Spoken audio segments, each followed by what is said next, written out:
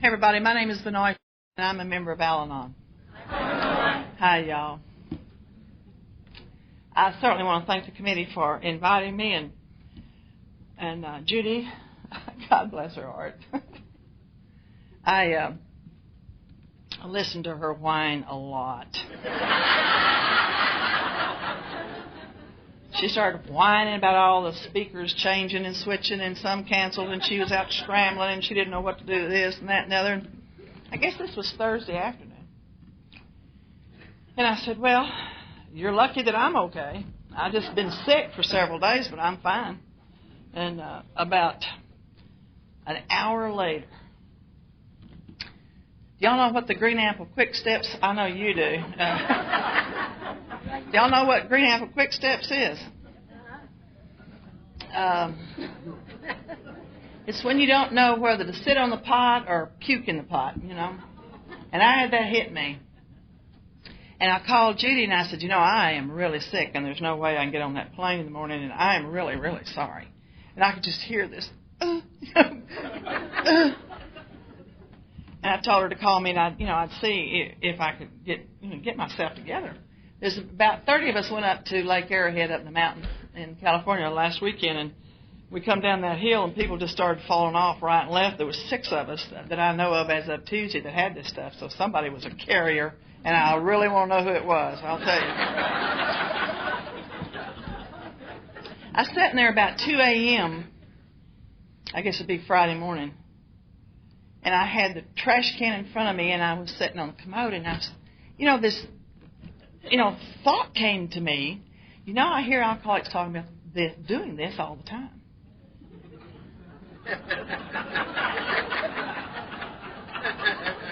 And after what I went through for 3 days, I'll kill the person who did. I can't even imagine going out the next night and doing it all over again. That's sick. Geez, you know what's causing it, and you go do it again. I just kept thinking, boy, that's so sick. And sponsorship is a good thing, as she was mentioning, because I called my sponsor yesterday morning and was whining to her about what was going on, and I was feeling better, but, not 100%, blah, blah, blah, and the trouble that Judy had been through and what was going on. And she gets real quiet, as she can do from time to time, and I knew she was thinking. And she said, well, if I was you, maybe I'd just try to kind of push myself a little and see if you can't go on, because if you stay at home, you'll probably get to feeling better tomorrow and you'll go have fun, then you'll feel guilty. So I pushed myself on the plane at midnight last night. I took the red eye here, so I haven't had much sleep. Now, this is a sad story, I want y'all to know.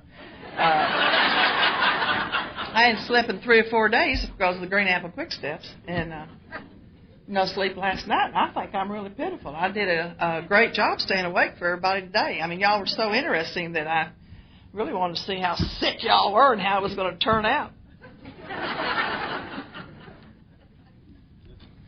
But I do thank you for having me. I think I really and truly consider it an honor. Really and truly, it's an honor. And as the Big Book of Alcoholics Anonymous says, and I'm a student of it, it is a privilege to stand at this podium. I consider it holy ground. I truly do. I think what goes on up here has nothing to do with me or any of these other speakers. I know some of them very well, and they're just not that smart, Sorry.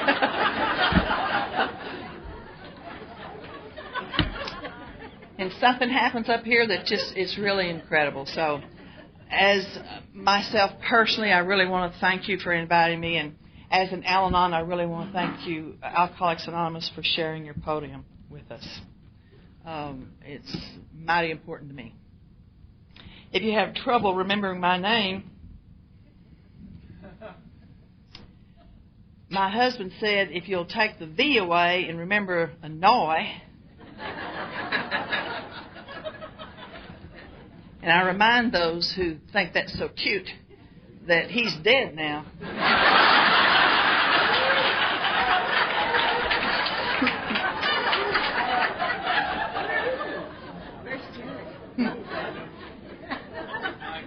He better hide out. I came into this magnificent fellowship of ours February the 7th of 1969 in Lubbock, Texas. My home group for many, many years was the Central Group. My home group now is the Stepped Up Group. Mondays and Thursday nights, we're right by LAX, so if you ever fly into Los Angeles, let me know and I'll scoop you up and take you to our meeting.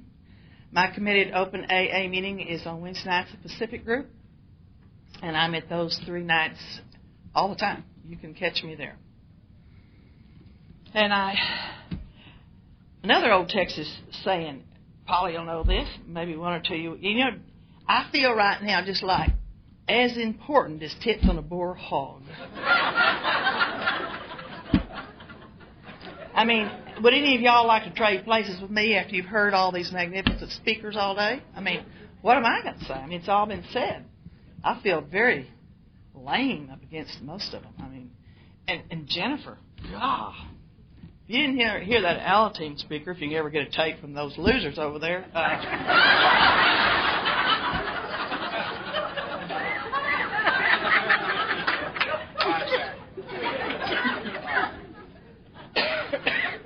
She was magnificent. I mean, she just made my pitiful trip worth it just to hear that young lady. What a message she had.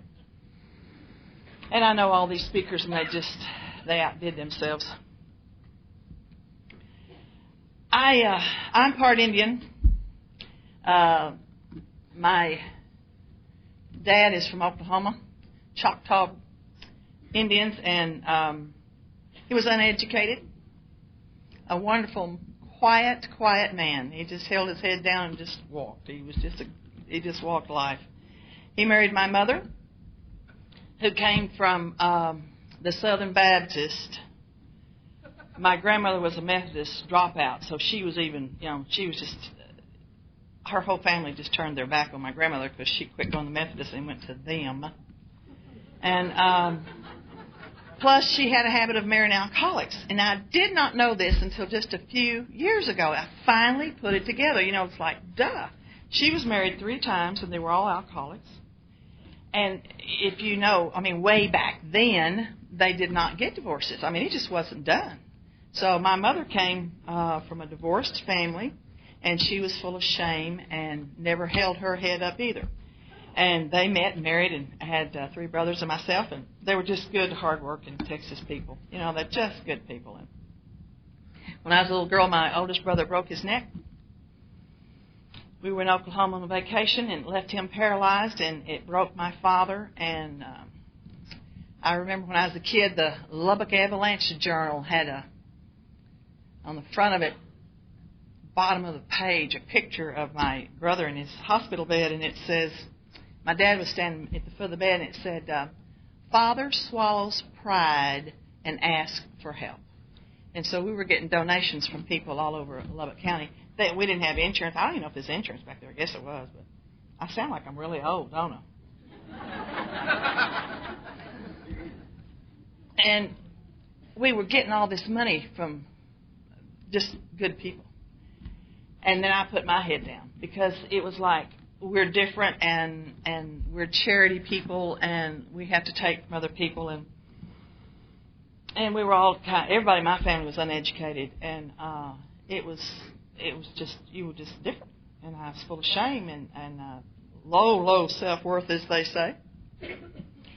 And I just kept to myself and kept real quiet, and my house was not a fun place. My brother, God love his heart, he just smelled bad. He had rotting flesh. There wasn't these striker frames, and he lay there and just had rotting flesh. And the medicine that they put on that smelled worse than the rotting flesh. And the things that he had to do, his other body functions, just smelled really bad. The house just reeked of it. And so I never had anybody at my house.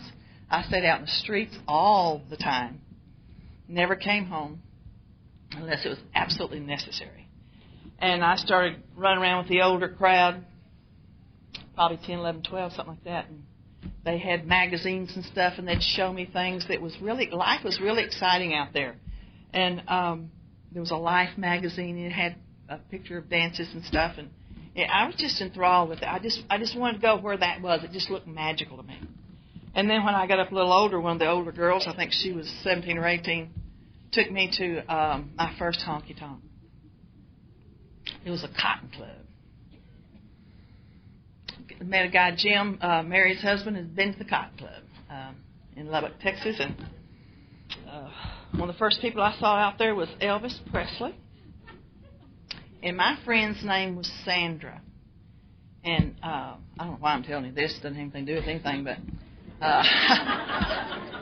Sandra went up to Elvis, and I was standing beside her, and, I mean, she was pretty snockered, I imagine, because she just, and I don't mean to be disrespectful of the crowd or anything, but she just pulled out her breast and had him sign his name on her breast. And I thought that was the coolest thing. I mean, just yank that thing out and say, here, just stuck up there and say, here, sign it. And she's still written up. If there's anything about Elvis, I was in Graceland just a while back, and they had a little article in the paper about Sandra. And I was there. It was just very touching.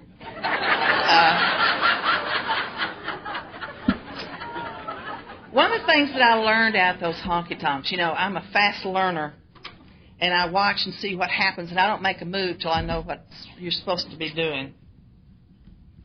I'm a manipulator, and I'm a controller, and I have to know best. I have this strong need to know best and change things. If you'll notice, I moved the table. It just drove me crazy all day long. The table was way over there, and, you couldn't get your water, and I just couldn't wait to get up here to change the whole podium, I do. Molly says she always does that. I do. I mean, I want it convenient for me. And y'all, most times, don't know how to do it. And Polly referred to alcoholism today. And the isms is what make up an alcoholic, I understand. And I've been a student of Clancy ever since I walked in. He was my husband's sponsor. And he and I have gotten to arguments about Al-Anon-isms and alcoholisms. And my great-great-grandsponsor made a list one time of Al-Anon-isms, if you will. And part of that is control and manipulation and the need to be right and the blame and the complaint and the martyr. Don't cover his ears up. Look at her. What are you doing, girl? Listen. And I just eat up with all of them. I truly am. And I get out to this honky-tonk, and I was watching what happens. And this will describe every honky-tonk I've ever been in. All the gals stay on this side of the room, and all the guys stay on this side of the room at the bar. And the music's going. It's pretty lame, it's about 11-ish.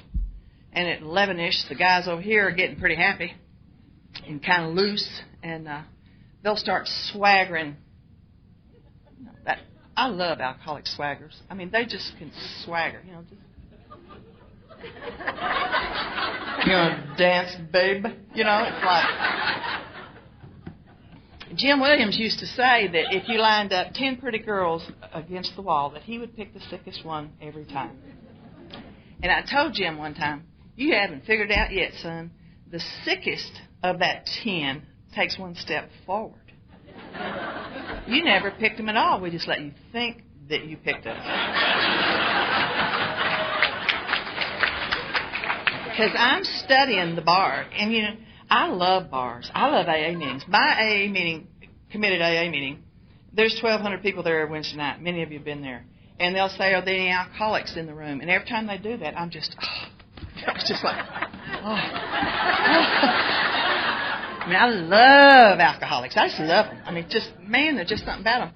And so I've already picked out the one that I think's the cutest and the most can swagger the best and the best dancer. And so I've already picked him up.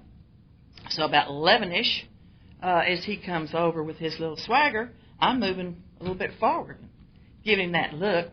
Who was it that's saying snagger? Snagging? Oh, honey, I'm a snagger from way back.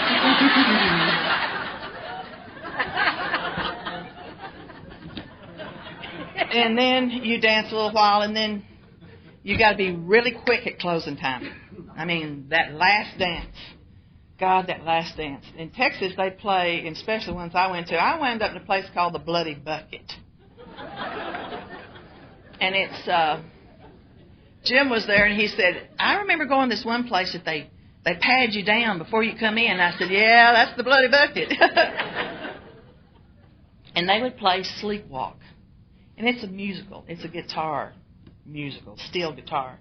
And it just vibrates your whole soul. I mean, it is just so magnificent. I just get cold chills thinking about it. It just, oh, man. It goes, if I can do this. I've been sick, you know.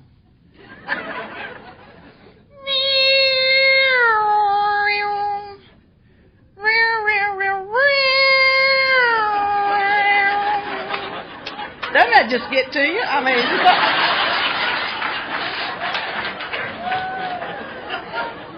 and I got my hymn of the night picked out, and I'm really quick at that last song, and I got him. And we're out there dancing, and I mean, you couldn't put a human hair in between our bodies. I mean, we are clutched up, you know. And that song's going on, and all of a sudden he gets right here, just right here in this ear, and he's saying the magic words to me. I mean, they're magic. They fix me. I fill up. I'm a different human being. I heard a speaker from AA say this AA podium one time, and I knew exactly what he was talking about. He's talking about what filled him up was a drink, that he felt useless and worthless. He had no self-worth. He took his drink, and it came down, and it went boom. And then it comes back up, and it fills his shoulder up with muscles, and his arms pop out, and just feels like a man. He could just go do anything, and he just swelled up that he was saying it. And I thought, I identify with that. I know exactly what he's talking about. I know exactly the first time I ever felt it and how I felt many years after that. It's at that magical moment when they're right here and they're nibbling. And he says, sugar, I need you. Yes! Yes! Oh, man. I'm full. I'm whole. I am beauty. I am woman. I am everything that you can dream of. At that moment, he is mine. And I'm going to give him the wonders of the world. He is going to be so happy. And I take him to my house, and I do everything I heard the big girls do. You see, he's going to be it. He's going to fix me. And there's nothing as slippery as an alcoholic the morning after. I mean, they're so slippery.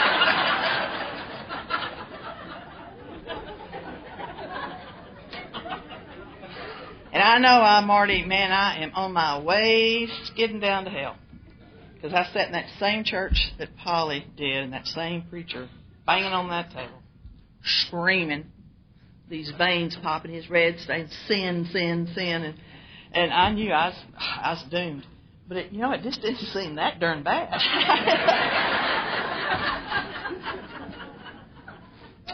So I go back out the honky-tonk again. And I know exactly what an alcoholic means when they say, tonight I'm just going to go out to the bar and have a couple of drinks, and then I'm going to go home to my family. I'm just going to have a couple of beers. I know exactly what they're talking about, and then they wind up, gone for days. Because I said the same thing to myself. Tonight, I'm just going to go out there and dance. That's all I'm going to do. I'm not going to do anything else. I'm not going to pick up anybody. Nobody's coming home with me. I'm not going home with anybody. I have got to straighten my life out. This is bad. I am going to hell. And I've got to stop this. And it would come, and I just couldn't leave. I just couldn't leave. There was this big giant hole in my soul and in my gut, and it would become closing time, and then I'd be filled up and round. I just turned out to be a slut puppy hoe.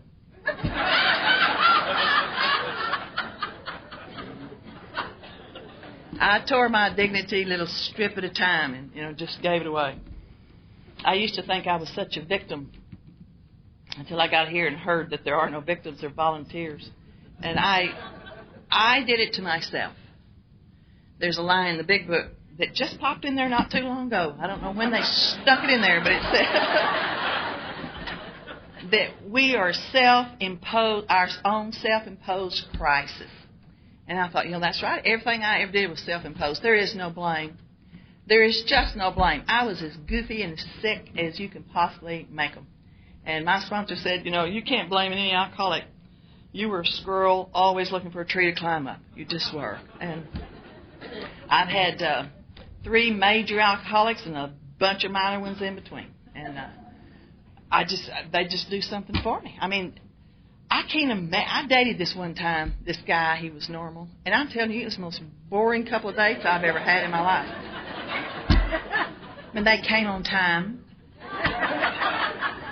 had a rose, took me out to eat. They paid for it. We went to a movie. He held my hand, took me home, walked me to the door, kissed me on the cheek, and said he'd call me. And he did. Now, what's the fun in that? I mean, there's no challenge whatsoever. My first major alcoholic, I found out the Bloody Bucket, and he was a gangster, gambler. He was a professional gambler and a bootlegger. That's how he made his living. And I truly didn't realize how I had slowly slipped and slipped and slipped and slipped till the people that I was around, most people would not be around. Most, and I don't want to say decent people, that's what they called them back then. Most decent people wouldn't be with these people. And that's where I wound up and felt very comfortable with these people. They were they call them boosters. They were shoplifters and pimps and prostitutes, gamblers, bootleggers, just whatever you can imagine, they were there. And then there was me. And I just always thought I was so much better than they were. God love them. And I had, I could share with them from time to time. And I just fit there. I just fit there for some reason or other. Now, I drank. I'm like Mary. I drank too. But I do not have the allergy to the body. A lot of the isms I have that are like alcoholics, as far as I can tell, except the depth of them. My daughter says, it's like this, Mom. When you have a flat tire, you call AAA. When I have a flat tire, I have to call suicide prevention. And that makes sense to me, because that's what I do. And she just goes bonkers. When I say I'm fear, an alcoholic, as far as I can tell, is in stark terror. So we have the same emotions, but it's like, again, just my observation from the crazy kids I've got. Their nerves are like they lay on top of the skin. Mine are buried with this cable about 4 inches deep inside my body, so that you can't touch my nerves, my emotions, my feelings, and theirs are out here. So I think that's the difference, along with the allergy. So I drank for a long time, and this guy was just nuts. I mean, he was crazy, and there was guns around the house and shot at people. He shot at me. He pistol whipped me. He threw me in and out of moving cars. I mean, we just fought all the time, and it was pitiful. I learned after I got here maybe to try to keep my mouth shut. What a concept. I never even thought about it. You have to get their attention, and you have to explain things when they're not doing right, and they explain to you. And I moved in with this man. I became pregnant by this man, unmarried. It never occurred to me to say to him, let's get married and give this child a decent start in life. It never even occurred to me to do that, because at this time in my life, I knew I was a piece of garbage and not anybody was going to, put up with that. And so I never even considered asking him. He took care of me until I had my daughter. And then he told me in the hospital that he had done all he was going to do, and that I would have to make my own way now, and he'd give me a couple $100 to get started. And he walked out. And one of the other isms of an Al-Anon is called vindictiveness. I don't particularly like that word. I think it better a way to explain that is, if you've hurt me, I need to show you the weight and the depth of this pain by showing you some pain. That's what I call it. So I was going to show him what he had lost and how bad he was going to feel when he saw me with this one particular man that he absolutely hated. Just hated him. They were just enemies. So I manipulated and maneuvered and got with this other guy and saw that he had plenty to drink. I always did that. I always griped when they were drunk at the wrong time, but when I needed them to do something, then I would pour them a little bit stronger drink. I'd pour them a couple of drinks quicker than what they normally do. It took me a long time in inventories to see my part, that I was giving them the poison when it suited me. And I am not proud to say that at all. But I manipulated this and got him drunk one night quicker than normal and took him out to the Bloody Bucket. flaunted myself in front of my daughter's daddy and left quickly. And a couple of days later, he took a shotgun and blew this man's head off. Now, I never, ever expected that to happen. Not ever. That happens in movies. It doesn't happen in real life. And I was just blown away by it. My friend came. It was real early in the morning. The sun was coming up. And she came and knocked on the door, and she told me what just happened. And I remember standing there thinking, because my chest started getting very tight, my throat started closing, I was having a tough time breathing, and it seemed like the sun was going back down. I was thinking, now how can the sun be going back down? Where's it going? And this pain was filling me up. And I thought, oh, my God, this pain. And I can't stand this. I'm not going to have this uncomfortableness in me. And I just decided at that point to stuff that feeling. It was too tough. And that was my first encounter that I brought up in inventories of me stuffing a feeling. And it went down deep and buried very deep. And I put my shoulders back and I said, that's too bad. And it came out in newspapers and everything, and they were making a big deal out of it. And my parents, well, they were so fed up with me at this point. I had a child out of wedlock, and then this happened. And I went over to my mother's house, and she said to me, she met me at the door, and she said, I would like for you to leave. I don't want you coming in and out of here anymore. I just don't want our neighbors to see you here. And if anybody asks if you're our daughter, please tell them that you're not.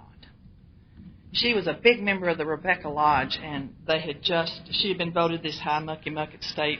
And when all this happened, they asked her to step down because of what I had done. And I felt real bad about that, and I knew she was right. And I said, you're right, Mama, I won't. I'll leave.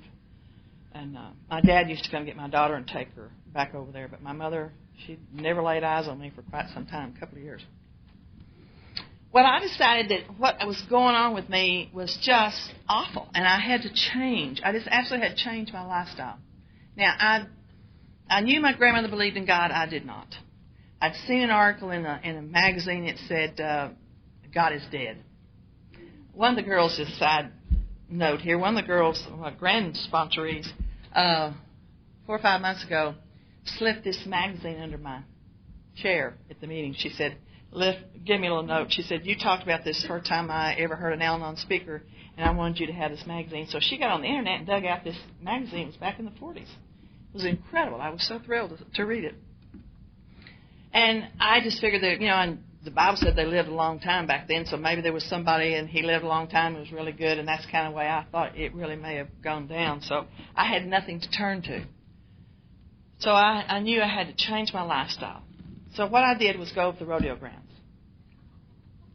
Now, at that time, cowboys weren't burning the flags and tearing up the draft cards and all that. And they'd say these are real men and they're real citizens. And I thought that made me feel good when they were saying that. So I decided I'd get a cowboy that would fix me, and I did. And the difference in the honky tonk and cowboy land is after the rodeo, there's a slab of concrete with a fence around it. And all the girls lean up against this fence, and all the cowboys lean up against that fence. It's the only difference. And they played sleepwalk. And I picked out the bull rider, the best bull rider of the bunch, and positioned myself where he would see me. I heard this girl, the alcoholic woman, speak just not too long ago. It just absolutely tickled me to death. She said, and I never had, it's such a good idea. I'm sorry I didn't think about it. When she was at the bars, she would see where the men's restroom was. And she would find the table and set herself right in front of the door. So when they opened the door, the light from the bathroom would fall on her. She'd be sitting there. That is such a great idea.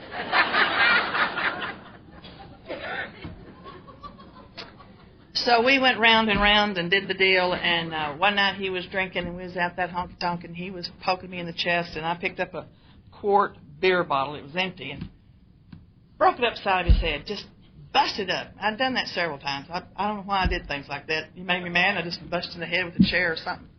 And he just went to his knees, and I thought it'd be a good time to exit. And I did, and he chased me out the car, and he spun me around. And he got me by the shoulder, and I thought, boy, he is fixing to knock me cold turkey. And he said, I think you just knocked some sense in me. I think we should get married.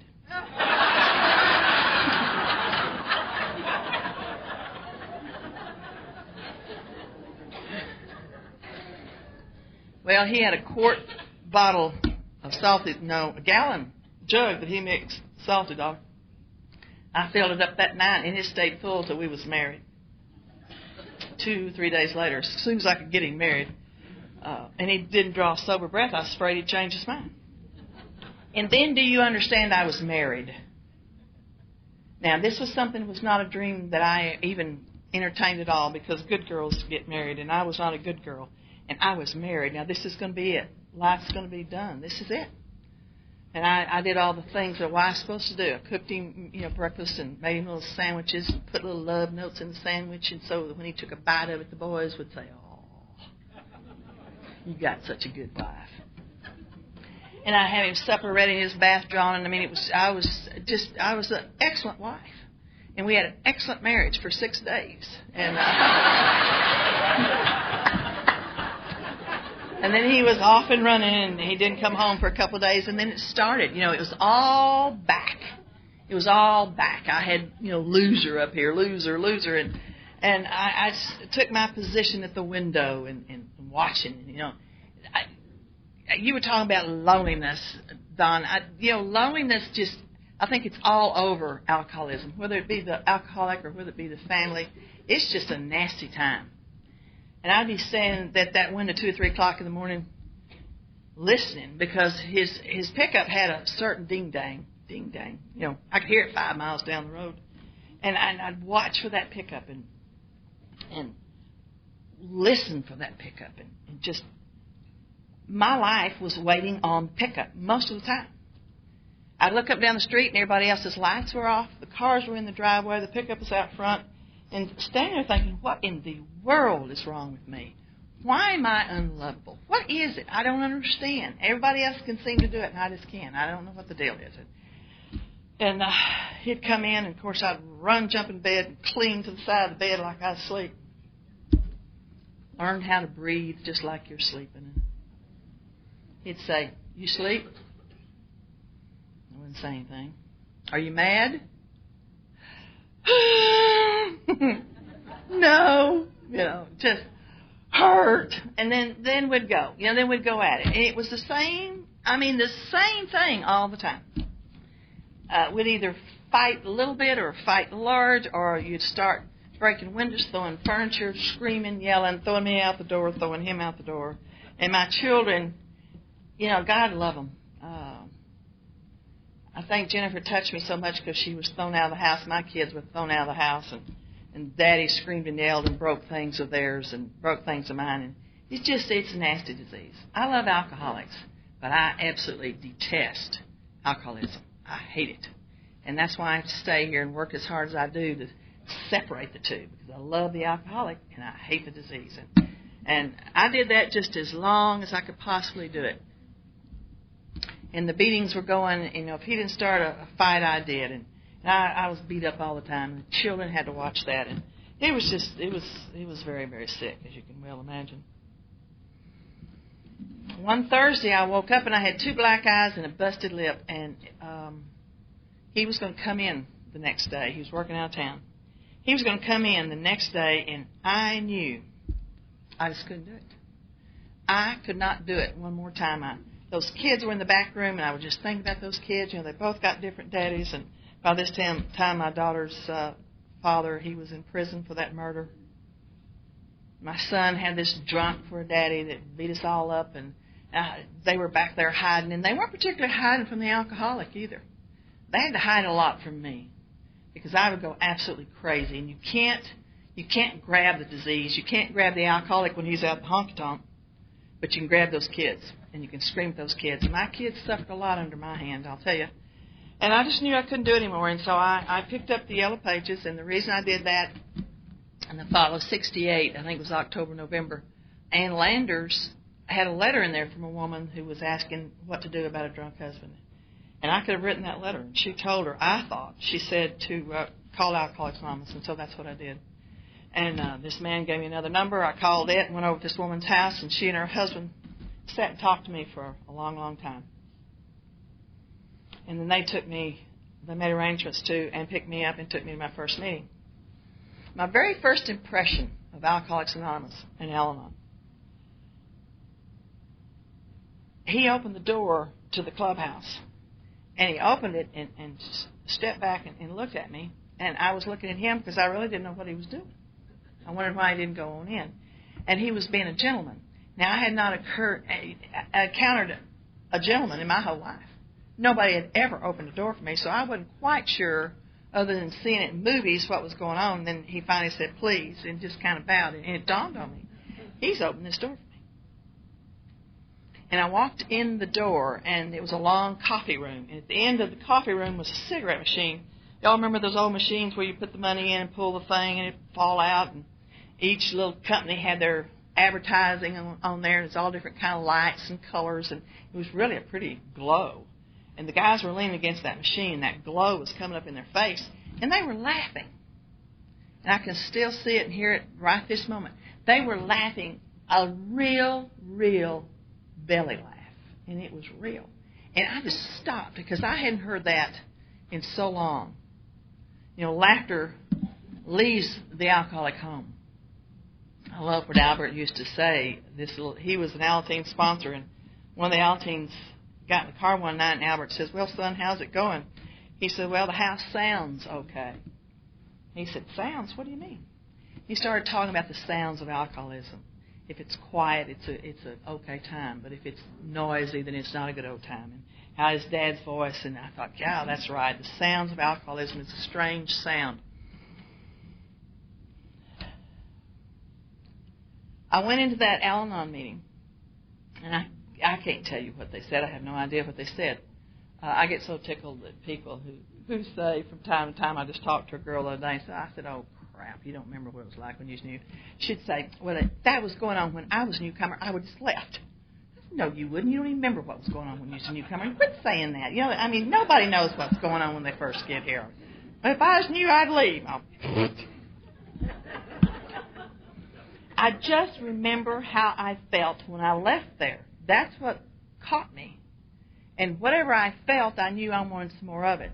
And I kept going back. And sometime later, I was given this book called The Prophet by Khalil Gibran.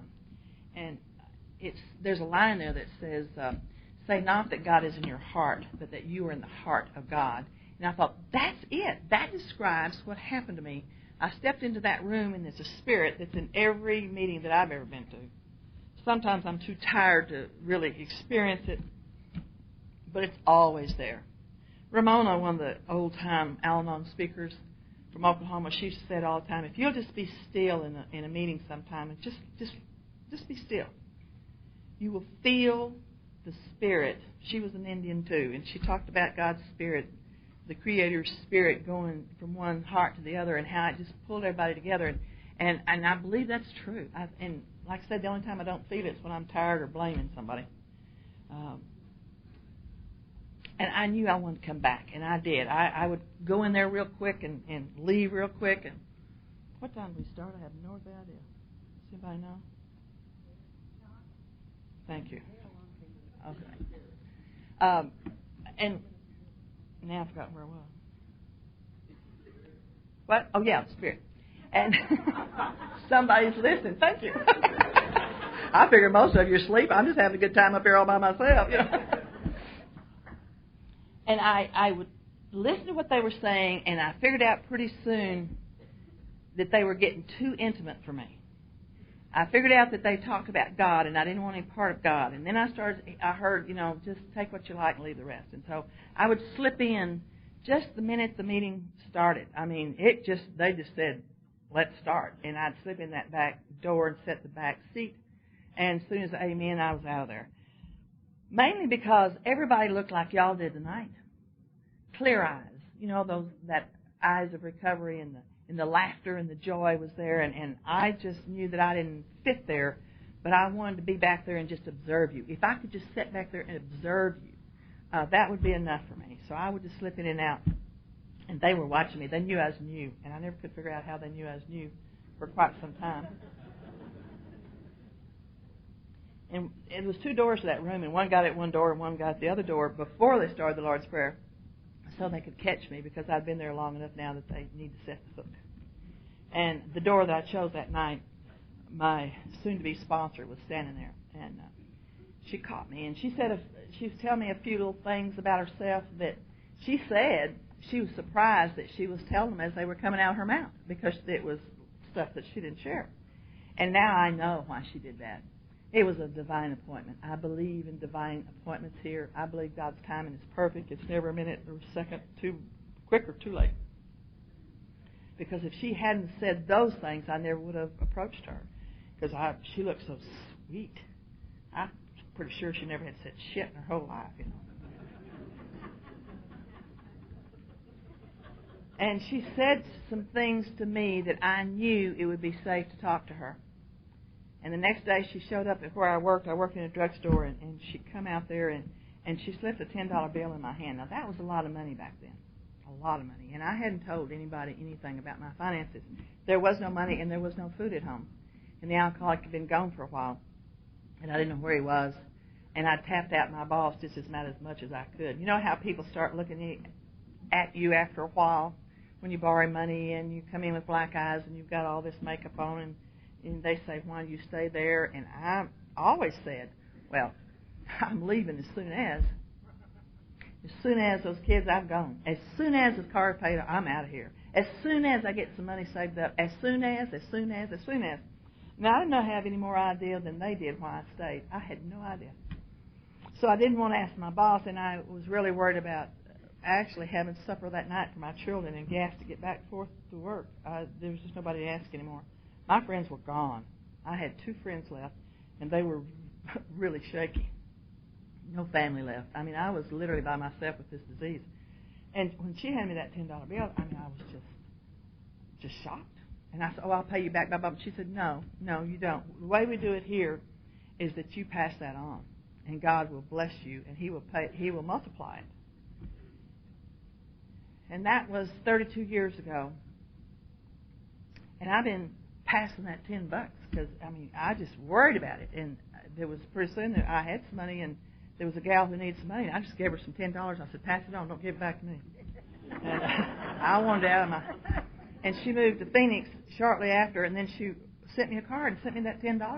I said, oh, man. It was like my sponsor had said, pass it on.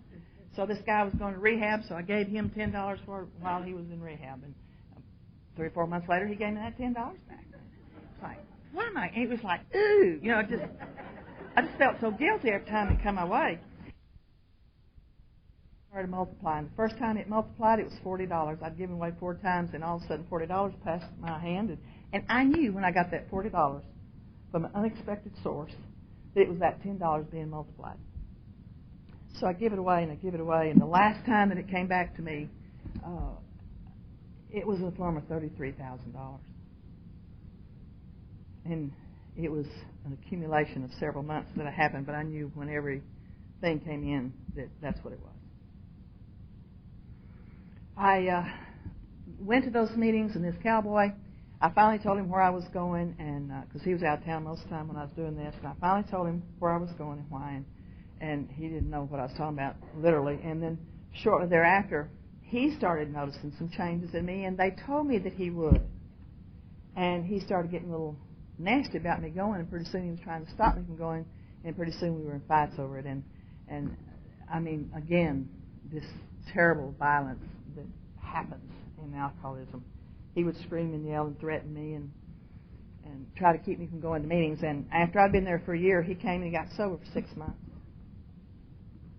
And then after 6 months, he went to our first convention. He heard a lot of speakers, great caliber speakers. And when we got home, he decided he wasn't really an alcoholic, and he went back to drinking. And he drank for the next 26 years. I stayed with him for 7 years, and I was getting better all this time, and he was getting worse. And the violence stopped the minute I come into this program and listening to what y'all told me to do, and I did everything you told me to do. I did balk, but I didn't let you know I balked. I just did it. And he came in one night after 7 years and started beating me up. And as I fell over the foot of the bed, and this had just been a matter of seconds, I looked up, and in the door was my children. And they were just dancing a little jig and screaming. And my son was, Daddy, please don't hit her anymore. Please don't. He was just a little bitty thing. And it was like scales fell from my eyes. I saw my kids for the very first time ever. And I looked at them and I thought, my God, they know. And they got in here so quick. They're hurting. Look at their faces. And I swear to you, it's the first time that it occurred to me that those kids were hurting because of all this. 7 years later. I'll tell you what a hotshot speaker you got tonight. I'm so dumb and slow. You know, it's like, 7 years. And I got those kids and we escaped. Now, I'm a high school dropout. I have absolutely no education. And I can't support these kids by myself. And I don't know what to do. And I go to my sponsor and we pray. And she's a praying woman. I mean, she just used to embarrass me. I mean, she'd pray in front of people. It's like...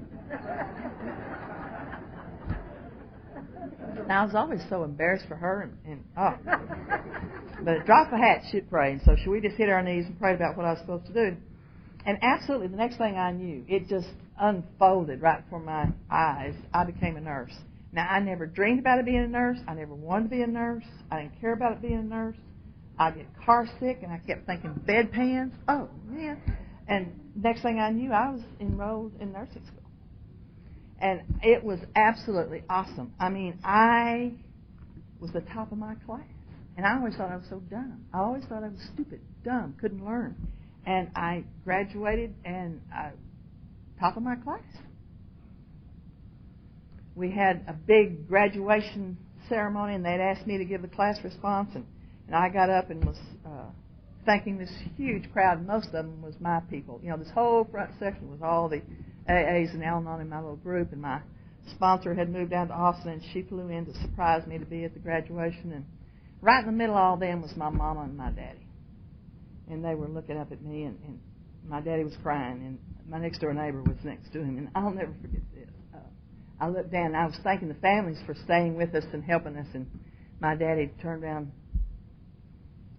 to the next-door neighbor, and he pointed his finger, and he said, "That's my kid up there." And I'll just never forget that. You know, and they had been so ashamed of me, and Mother was crying, and it was great. And God took that. It's been, every speaker, I think, has mentioned, every time there's this black hole in our life, God can turn that around and make something good of it and make it a blessing. And my nursing skills became a blessing because my dad died of cancer, and I was the one that was able to take care of him and give him the dignity that he needed to die. And he died a wonderful, precious little death. And I started working in this nursing home. I was a director of nurses, so I could set up these things. There was people on welfare there, and I knew how they felt because to get through school, I had to go through welfare, and I had to go to Texas rehab. And a bunch of the men got together and gave me, each one of them was responsible for $100, and they gave me $1,000, which was a lot of money back then to get through school. And I was just carried through school, and I knew what it's like to be on welfare and take food stamps, and I wanted their dignity upheld. And so I created a system in our little area that you would not know who was on welfare and who wasn't, so that everybody was treated equal, because you could see the difference in the treatment they received. And the people who come in and inspect that stuff saw my system, and they liked it, and they picked it up, and it went all over the state of Texas. And it's because one person was humiliated, or thought she was, by being on welfare. And God can take it and make it something beautiful. I was able to use my nursing skills many, many times for my family and make those living amends. I did go to my parents, needless to say, and face to face, and cleaned up all that stuff. And it took my mom a long time to forgive me, let me tell you. She just didn't jump in my arms. But I was told and did go by there every Saturday for at least 10 minutes. And then I made it 15, and then pretty soon I was invited for supper, and pretty soon the kids and I went, and then we were back in good graces with my family, all except my one brother.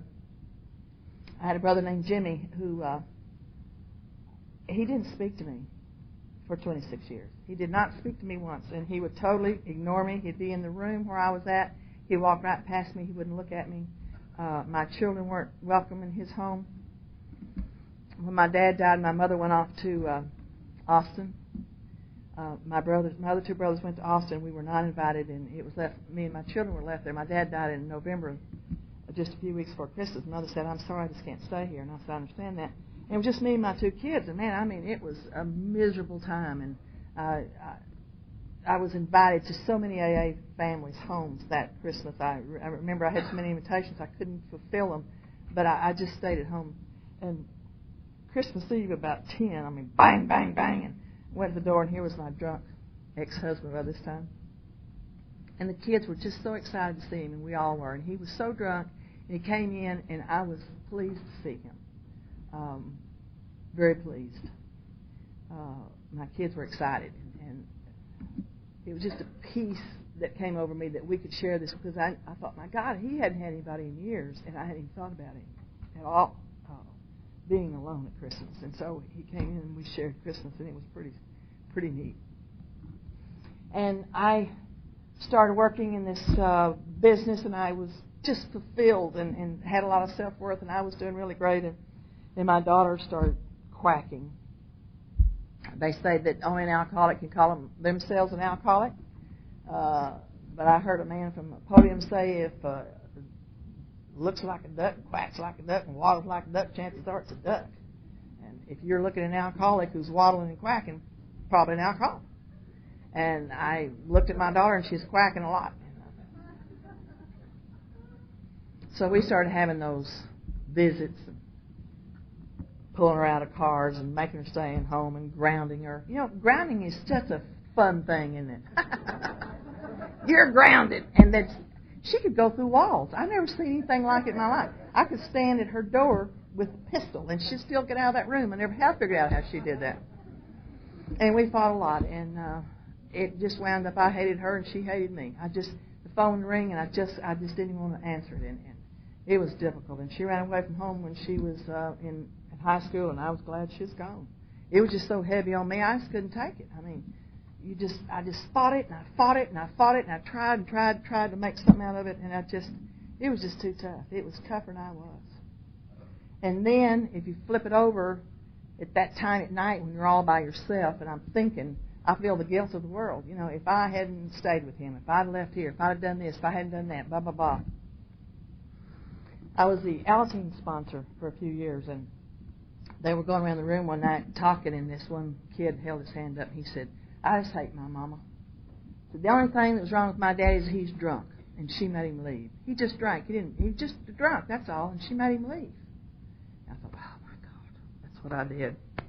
And then 2 or 3 other come around, this kid said, I just hate my mama. My daddy's drunk all over the house, and she won't make him leave. And I thought, isn't this interesting? There is no answer. There is no answer. This is the disease. We all live in it, and it's just Saturday. And I'm going to do the best I can Saturday. And these kids just broke my heart. And so she left, and she was on her way. And my son, they called me from school. He was 11 years old. And they had caught him in a closet with a couple of guys, and they were sniffing Pam, you know, that spraying stuff, through a paper towel holder. Pam, for God's sakes. I mean, I can smell whiskey and I can understand beer, but Pam? And I scooped him up and went straight to the doctor and got him all checked out, and was coming back home and got him there and said, asked the question that any good Al-Anon would say, son, why did you do that? And he looked up at me and he said, Mama, I like the way it makes me feel. Yeah, I did too. Oh, no. So I knew what I had to do. I was not, do you hear me? I was not going to have this child be an alcoholic. Michelle, I was going to do something different this time. And I was going to nip this in the bud, and it wasn't going to happen. He was just not going to do it. And so I got with some people in the program, and we were going to put him in a boys' ranch in San Angelo, Texas, and I was going to move down there, and he was going to be put away with some guidance and some men, and it was going to be great. And I was in the process of getting that done, and this drunk daddy came and kidnapped him one night, and I didn't know where he was for a couple of days, and had the sheriffs out looking for him. Was fixed to put his picture on the milk carton, and he called one night, and he said, Mama, I'm okay. I'm with my daddy, and this is where I really want to be. I'm not coming home. And I was just devastated. After all I had done for these children, and them turn on me like that and go with that drunk. And I was just, ooh. And then the guilt sets in, and I went to my sponsor, and I was a mess, of course, and she wanted me to write an inventory on my motherhood, which I did. And in that inventory, I realized a couple of things that were just marvelous. Number one, God has no grandchildren. He just doesn't. He loves those kids the exact same depth that he does me. And that all of us live in the disease of alcoholism. I had Al-Anon-ism. They were probably both alcoholics. Both daddies were alcoholics. And there's just no blame in that stuff. That's just the way it is. And everybody did the very best they could on any given day. And then I realized some things that I really did do good as a mother. There was things that I did do for those kids, and I tried to protect them from alcoholism. And I did feed them, and I did bathe them, and I did see that they got to school. And I had to weigh this stuff out. And I had to forgive myself for being who and what I am. The big book says an alcoholic has to concede in their innermost self that they are an alcoholic. And at that time, I conceded in my innermost self that I was an Al-Anon, I had this disease, and that it spewed over on my children, and that we were all very sick, and we were doing the best we could do.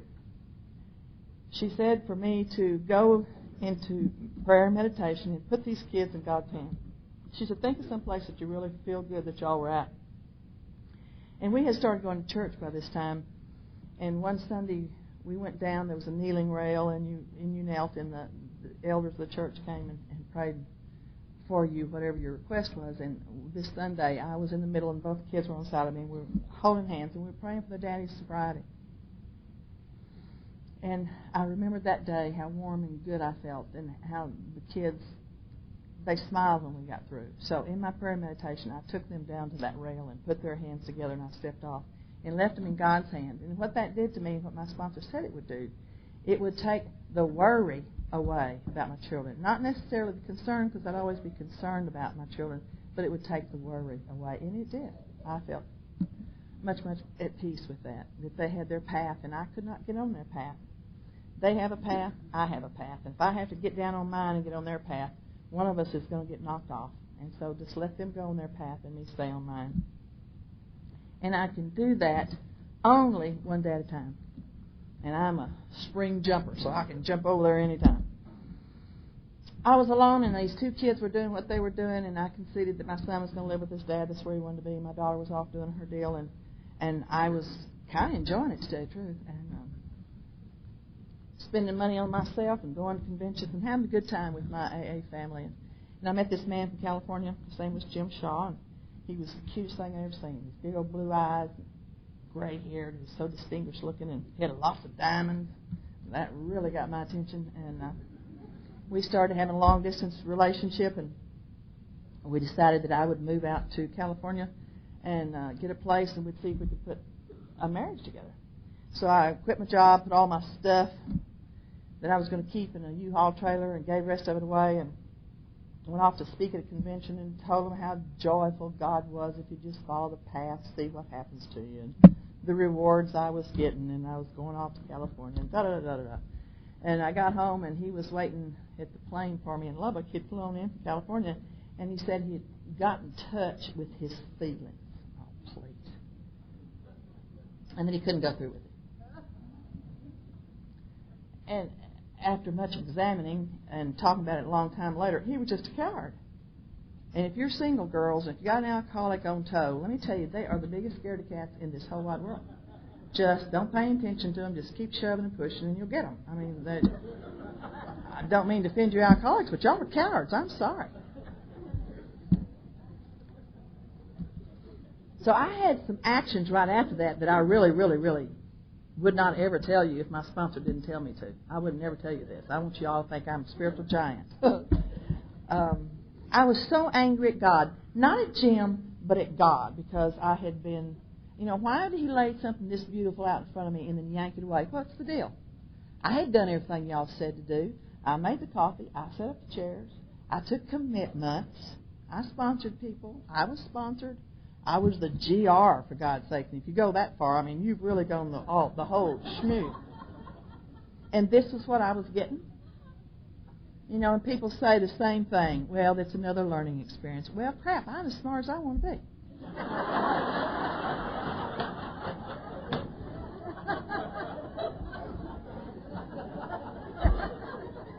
and God loves you, and there's da-da-da, and blah, blah, blah. And, I just want to go, just full of anger. And it wasn't at them, and it wasn't at Jim, it was at God. And just, what's the deal? Just blamed him for everything. And in my head, to get back at him was to hurt. See, because I'm vindictive, and I want you to know how bad you've hurt me. So I went and got some of his kids and really tried to screw them up real good. I got some newcomer alcoholics who were trying to get sober, and I just took them off to my house. And, I'm just so ashamed of that I don't know what to do. It still hurts me because one of them never came back.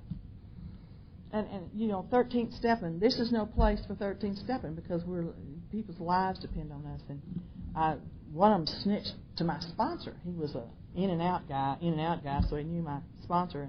And so he told her that this other guy was, and it was like snitch. But I got in trouble. And she sat me down and started talking to me, and then she made me go tell her husband, Jack, which I had rather do anything than go tell Jack what I've been doing because Jack was my hero. He was just everything to me. So I told him what I had done, and he really looked at me with complete disdain. He said, tall gal, we don't do that here. Lives. He said, if you're going to mess around like that, go outside of AA because lives are saved here. We don't 13th step here. It's not the place. And you'll never be a winner if you do that. And all you're going to do is hurt other people. And I hurt him. And I have not ever even thought about it since then. Your sobriety and my serenity is much more important to me than, rolling the hay, let me tell you. And I can't fix anything trying to use you as my fix. It just doesn't work. So I started praying, and I wrote an inventory on it. My sponsor always gives me assignments, and I wrote this inventory, and I was coming back from a conference just a few weeks after that, and it was driving, and it was Sunday afternoon. And it was so clear to me as a bell. God had given me, I'd already had everything anybody wants. God had given me a home, children, love, laughter, life, a way out. He'd given me everything. And I didn't need anything else ever in my life. If I never, ever had another man in my life, I was overpaid. And I just felt this tremendous gratitude. Now, all I want to do is go back to my meeting and set up the chairs, because a lot of people in that meeting that were very unhappy with me and my shenanigans, I'll tell you, as they should have been. If you ever should have been asked to leave the program, I should have been asked to leave, because I was hurting a lot of people. And all I want to do is just go back there and just let me sit here and just let me be a part of it. And I'll tell you, I have not changed that attitude to this day. If you'll just let me do whatever I can do, I really, really want to do it. Because my life, I'm so overpaid, it's unbelievable. And I'm so glad God gives mercy, not justice. And I walked through this, and about the time I did, Jim Shaw came back into my life, of course. God's such a good God. He had lessons learned, and I had, and he put us back together. And we got married, and we were going to be Mr. and Miss Al-Anon. I'd seen y'all come in, you couples, you'd come in, you're just so cute, and y'all'd leave, you're just so cute. I just thought that way every couple was. I didn't know what happened in the car on the way to and the way from.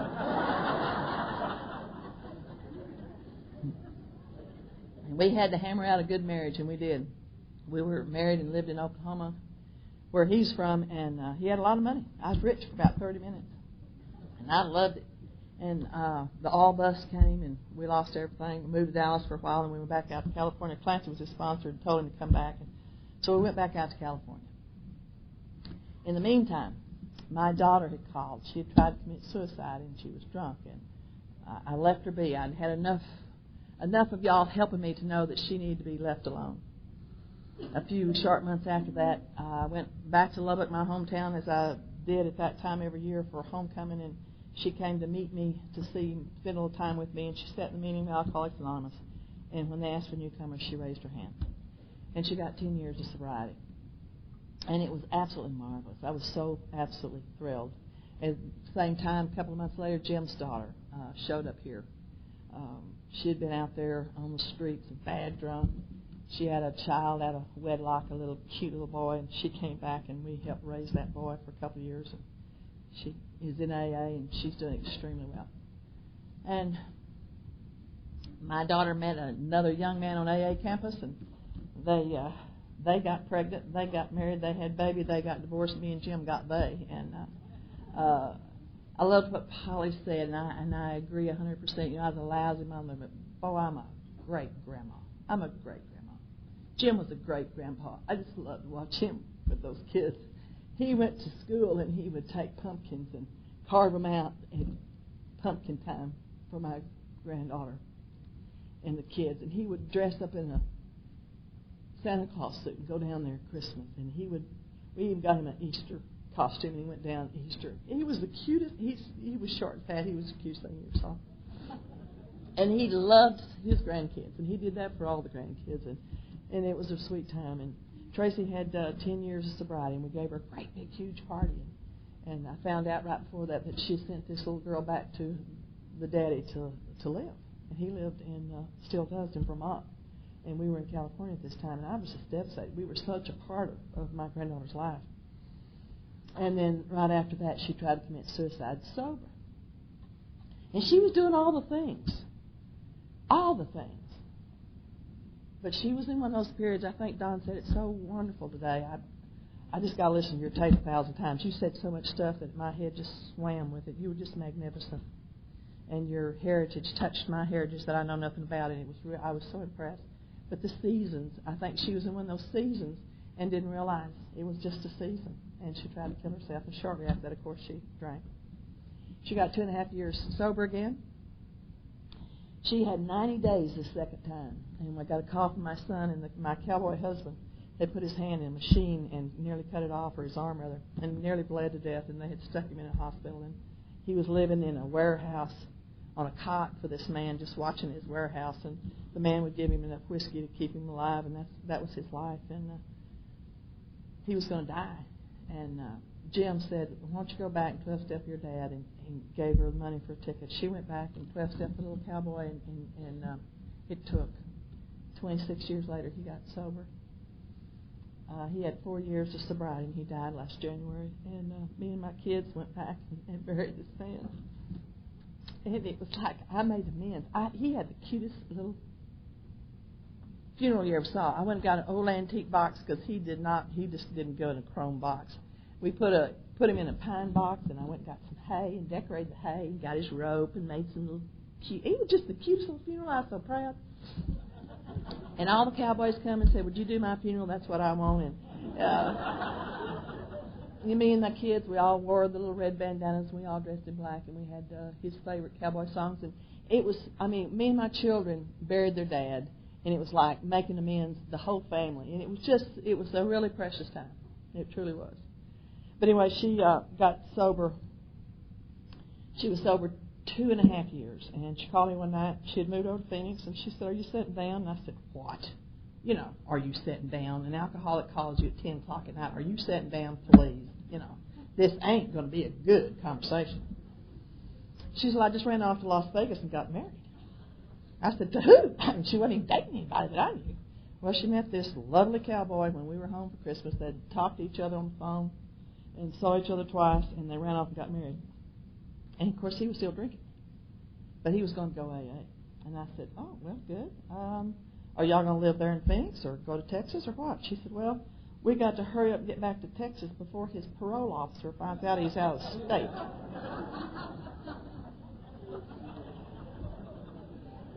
So I was endeared to my son-in-law right off the bat. And I was going to talk in Dallas, Texas. Polly was there. And she called me, my daughter called me, and she said, we were talking at, what was it, an anniversary, I guess. And she said, Mom, I'm going to be up there in Dallas this weekend, and I just need to tell you something to prepare yourself. She said, I just got out of the emergency room. I've been there all night. I've been drunk, and I've been beat up, and I look pretty bad. And I said, thank you, and I'll see you. And I just hung up. And I'm so glad that I've been trained to do what I do, and it's pick up the phone as soon as you get it down and call your sponsor. That's all I know to do because I'm not smart enough to make decisions. And I called my sponsor, and she told me some things to do. And, right immediately the guilt just pours all over me. I just do that. It's just a knee-jerk reaction. I'm going home, and I'm going to get me a bracelet, and it's going to say pause on it. We've been all of us, a bunch of us a while ago, pausing. And I think that's so cool. And I really hated to see her. I just hated to see her. I just saw myself, but I absolutely had to release her to whatever she had to do. And she's sober again. One of the guys in our group busted her. He said, I know what you've been doing, blah, blah, blah, the Ben show. And He's her sponsor now, and she's got 2 years of sobriety again. Vince and I went down to San Diego, where she is now. She travels a lot. And we gave her a 2-year chip the other night, and she just, it's different. You know, that there's the eyes are there, the recovery's there, and it's just incredible. 4 years ago, Jim and I were doing so well in California. We bought a home in Palm Springs. It was paid for. We were going to retire out there. And I had knee surgery, so I was out there recuperating. And he came out there. He was going to start a second little business and give this business to our business manager and foreman. And we were just set for life. It was great. And he got hurt one night in his shoulder and took him to the emergency room. And they took X-rays. He had cancer, and he was dead in 3 months. And it was just, of course, needless to say, I was just so shocked. And that last week, when I was trying to get some information from the business manager, discovered that we had been embezzled and that I had nothing. I mean, absolutely nothing. And one of the last memories of my husband that I have was him on the telephone begging this young woman to give me the computer and help me get this thing straightened up. And he was just begging her. And I just never will forget that. It's still in my heart. It still hurts. And I hope I never see her again, because I don't know what I'll do. I think I'd take the bracelet off and throw it. And I found myself in just, a mess. And I went to see Clancy and laid it all out in front of him. And he said, I don't ever tell anybody to file bankruptcy, because we always work our way out of it. He said, but I don't see that you have any choice. And so he called a guy that he sponsored who's an attorney. Many of you know him, Clint Hodges, and he helped me, and I got bankruptcy done. And I'll tell you, that hurt me just as much, if not more, than Jim dying, because his word, his honesty in this fellowship was something he wore with honor, and he worked real hard at it. And I felt so bad. But there was absolutely nothing I could do about it. But one more time, you take those things and you change them. And I help women that I sponsor now. You know what's going on.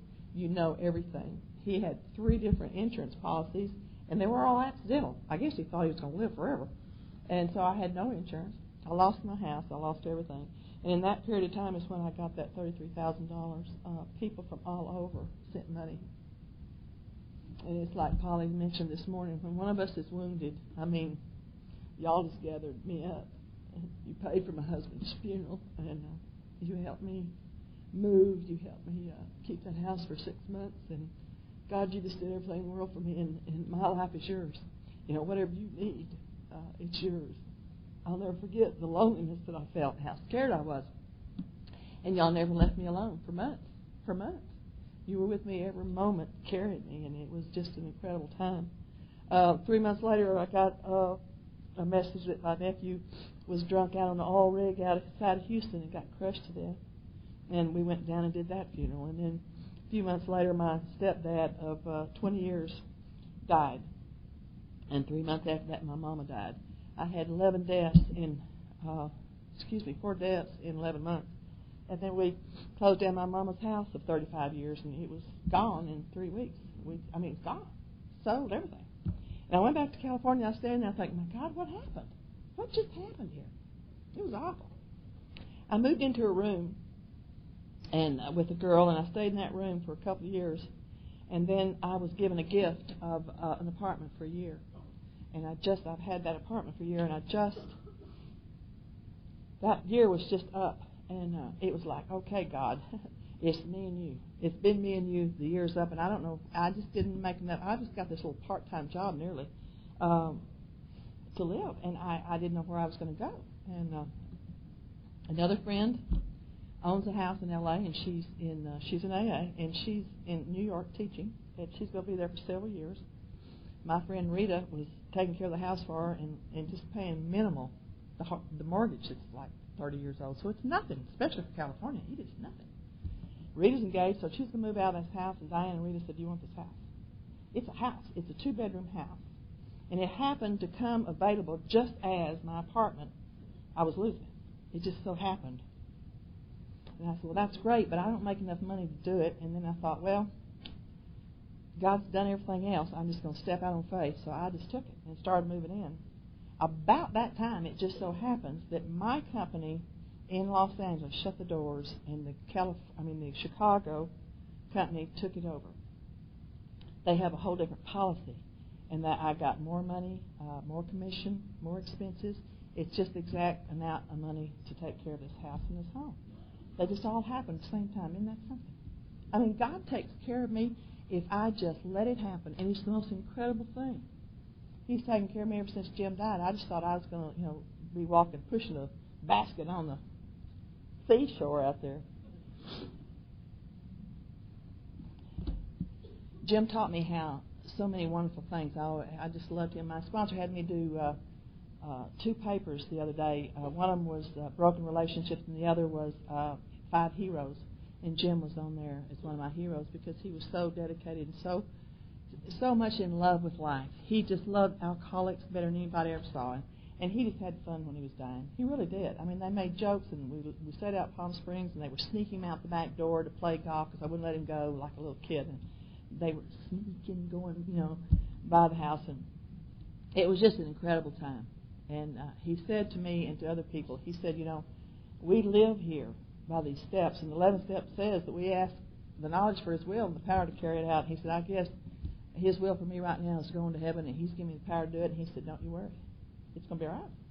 And one night I was crying in the middle of the night, and he got up and he came in there and he said, what are you crying about? And I said, I'm just going to miss you so much. And he's crying. And he said, well, you want me to figure out a way to take you with me?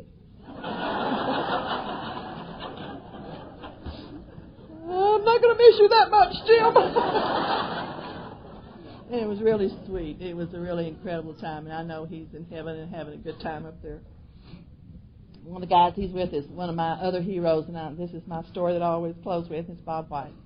Bob White was a giant in Texas. He just was sober forever, and just a great man. He'd kiss men right in the mouth. He'd just get them, smack them, call them sugar babe, smack them, just he'd scare them to death. And big old cowboy. And we started a conference at his insistence called the Canyon Conference. It's in Oklahoma, down in a canyon, and he was the first Sunday morning speaker, and it came to be his last talk because shortly thereafter he had cancer, and I was able to go and take care of him when he was dying.